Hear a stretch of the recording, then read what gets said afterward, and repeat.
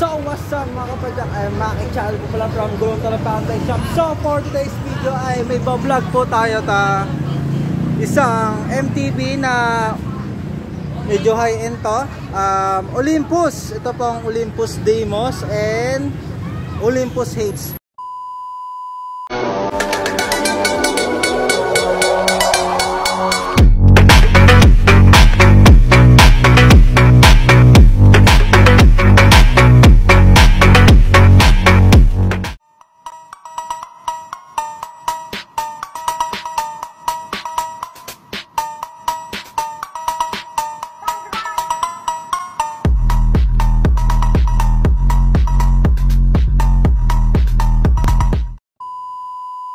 So first up, dito tayo sa Olympus Deimos. Ito po ang 29er.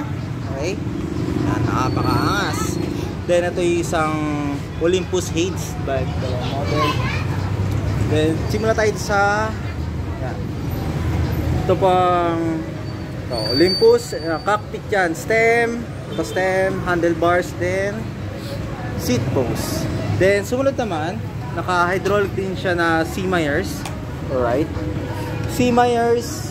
Then support naman is ano siya, Olympus. Ayan, Olympus yan. Ayan. Coil type, then manual lockout. Ayan, manual lockout.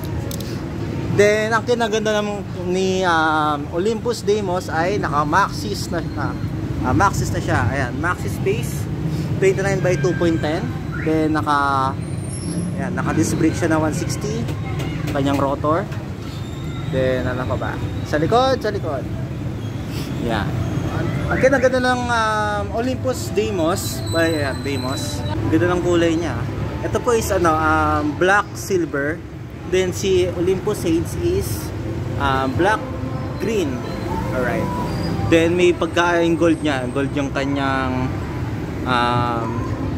font. Olympus na sa gold, ganda rin. Ayan, naka 13 speed to si Deimos. Ayan, 13 speed na L2AX. Then naka Halotech crank na siya.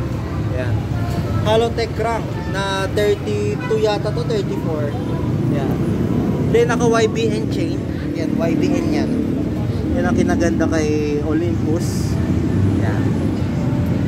Then ito, Olympus na seat post din, saddle. Then ang kanyang pedals naman niya is alloy. Alright, ganda ng pagkano niya. Naka tapered type. Then naka internal cablings.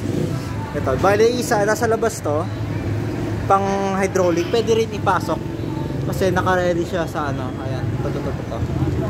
Kasi ready for empty siya. Pwedeng gawing 3x. Pero kung gusto niyo internal, papasok lang to.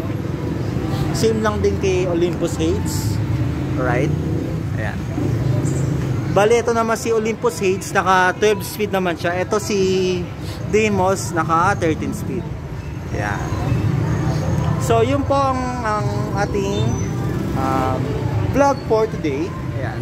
Kay Olympus MTB. Alright. Ayan. Sa price po ay nasa description na lang po, kasi iba-iba magiging price nyan. Alright, so yun lang po ang ating vlog for today. Makichannel po pala, sana po nagustuhan po ang aking vlog. So yun lang po, ride safe and God bless po sa inyo. Peace out.